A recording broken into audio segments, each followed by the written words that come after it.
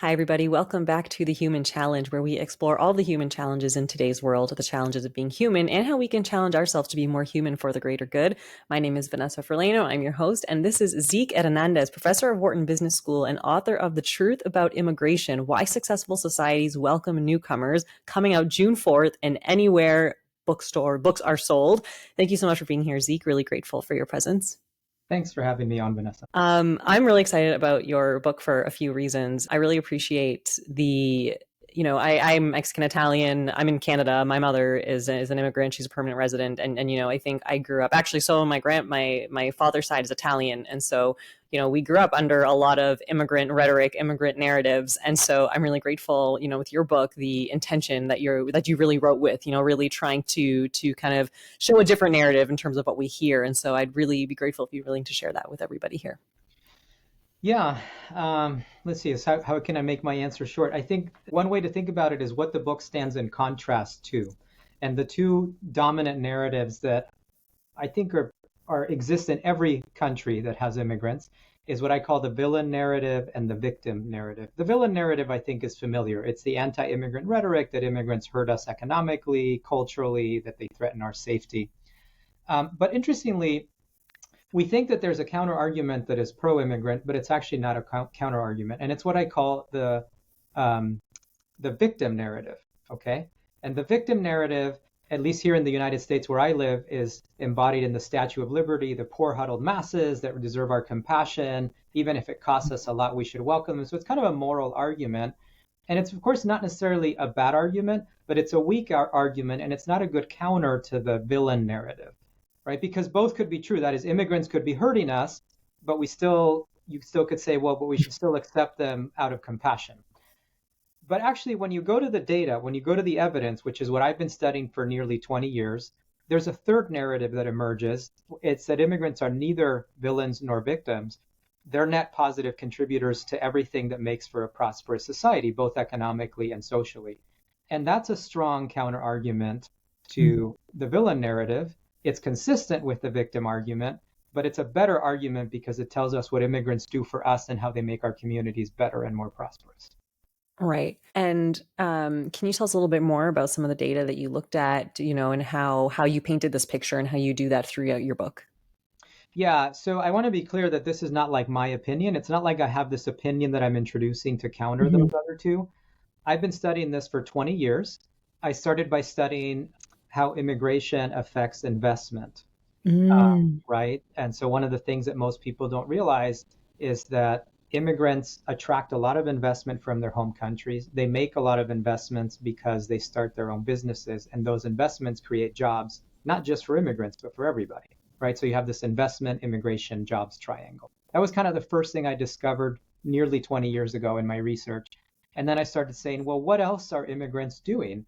And I started discovering research done by others showing that immigrants disproportionately start businesses, that immigrants actually don't take away jobs or don't hurt the wages of natives, that immigrants bring new skills and talents, that immigrants play a huge role in consumption, that immigrants create a lot of innovations, not just technological, but in terms of the products we consume every day, the activities we do every day. I'm kind of zooming through a bunch of the evidence, but the point is it was just accumulating little by little all the different effects that immigrants have on our economy. That's what the first chapter of the book is about. And then I turned to, well, what is the evidence on social issues? People, for example, worry that immigrants increase crime, or that immigrants don't assimilate culturally, or here in the United States that this border problem, how do we solve it? So I studied all those issues, and the book covers those as well. So it's really kind of a survey of all kinds of fields summarized in one book that's accessible. The book is not just a list of facts and figures like I just kind of went through. It's a very narratively driven book. So I talk a lot about my own story as an immigrant, stories of other immigrants, stories of communities and businesses. And so it's weaving narratives with evidence to make it digestible. So it's really, you don't have to be an expert. I appreciate that a lot. And I did go through the book myself and I read it. And yeah, it definitely was really, really, like, it was a narrative 100%. It wasn't just a bunch of facts thrown at you. I really appreciated that a lot. And I appreciated the stories And I was actually very intrigued. I thought, and I do remember those opening chapters around the investment in like immigrants, that relationship between immigration and investment. I come from impact investment myself, and so it's interesting because especially in the field of like social finance and impact investment, et cetera, there's the narrative of like DEI, DEI, DEI, but then it was interesting to me that as I was reading through those chapters, that I was like kind of making this connection for myself. And I was like, that's very curious. Like we talk about DEI, but how come we've never actually, like, I don't know of a lot of organizations in my field that look at these patterns of like immigration and investment. And so my organization right now is actually looking at that. Like we run a few programs to drive investment, and we work with accredited and non-accredited. And we're actually doing one specifically for immigrant ventures so that we can bring in investors, like local investors or regional investors, and support immigrant founders coming into Canada. So and I think we're probably one of the first ones doing that. But it was interesting, like that. Those are the connections I was making as I was reading your book, and so I'm really grateful for a lot of the work that you put into that and what you were really showcasing. Yeah, no, thanks. And I think it's important to say that when you go through the evidence, the economic case for immigration is actually much broader and more positive than people think, because most of the airtime is taken by this perennial question of, do immigrants take jobs and lower the wages of native workers? Of course, that's a very important question. The short of it is no, they don't. They do the opposite. They create jobs and increase wages. But even if we stop there, there would be a very narrow economic case. It would be like immigrants just fill job shortages or something like that.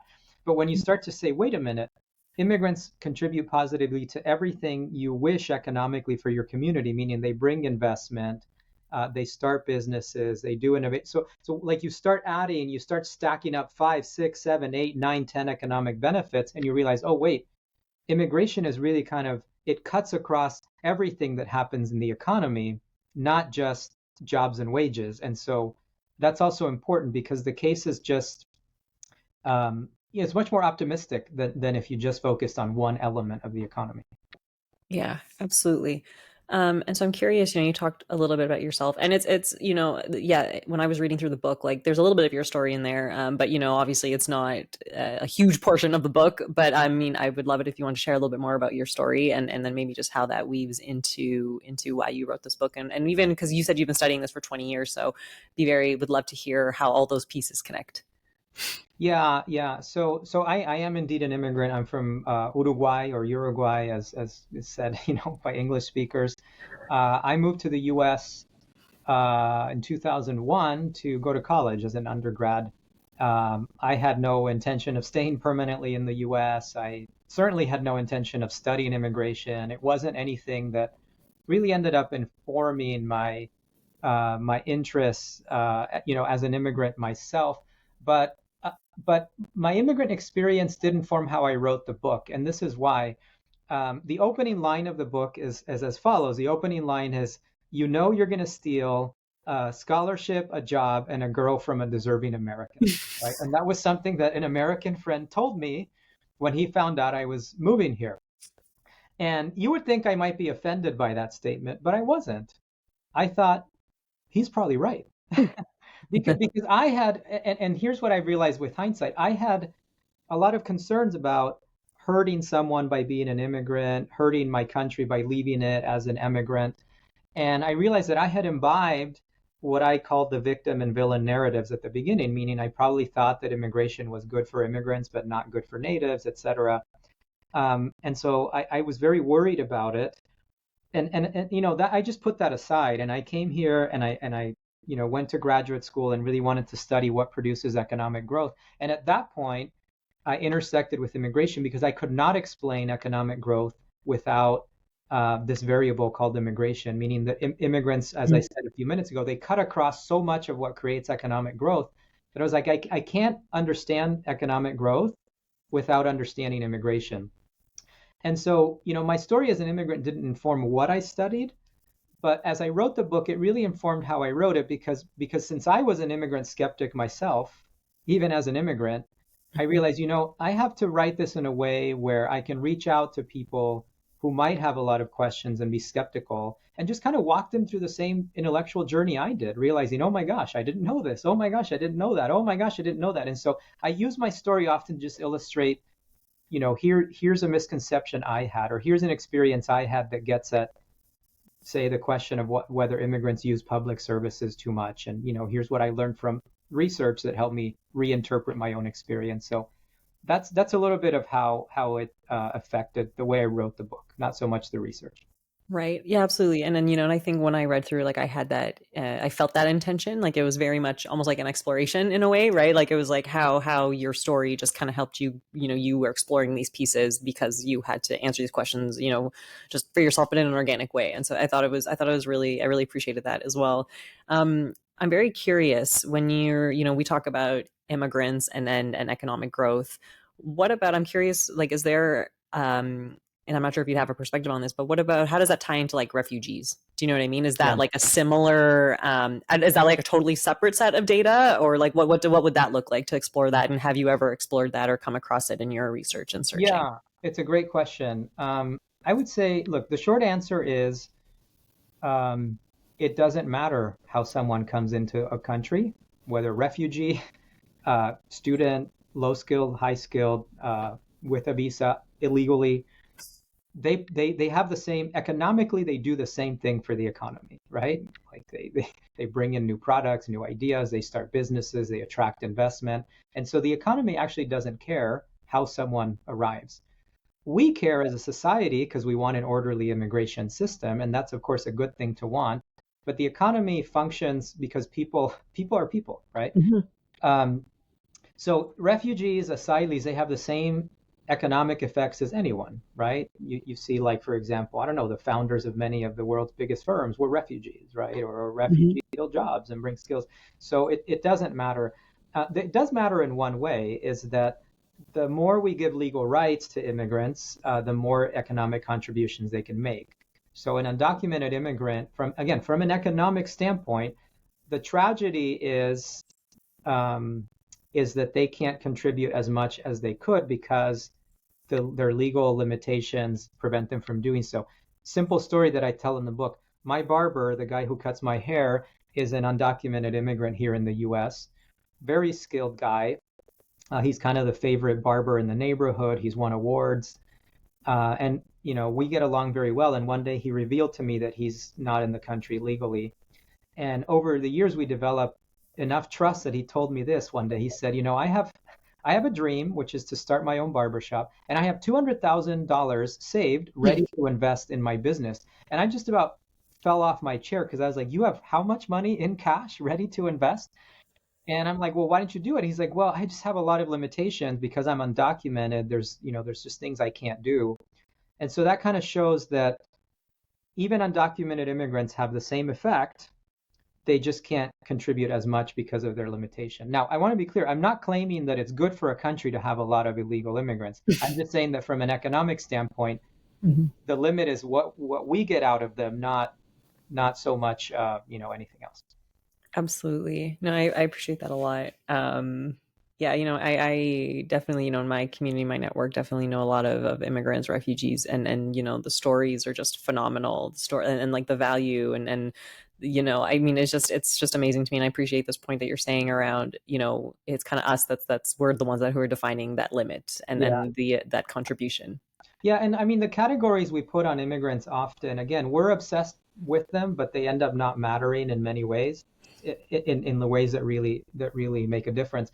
Because what's the difference between, say, um, a Guatemalan who is fleeing violence and enters the country illegally versus one who gets asylum, right? Are they a humanitarian arrival? Are they yes, they both of them are. It just happens that one of them got the category of asylee and the other one didn't. Again, I'm not saying that it's good for the person to cross the border illegally, but the effects that they have once they arrive, they're the same. I think that one of the overall pictures that emerges when you study immigrants is that whether it's for economic or social reasons, it's good for a country not just to have a lot of people, but to have a variety of people of different backgrounds, because those differences are the source of a lot of the benefits that immigrants bring. In as much as indigenous people are also bringing kind of a different background and different contributions, they add to the variety. And I don't mean that kind of in a moralistic statement of diversity, although there are moral dimensions to this, but in a hard-nosed kind of evidence-based statement that variety is really important for a prosperous society, both on the economic and the social side. And I would say that Indigenous people or people of any background add to that variety. You can find me at zekehernandez.net, zekehernandez.net. That's my website. You can follow me on all the major social media platforms. I'm Prof. Zeke, so PROFZEKE, and I'd love to engage with you and your audience.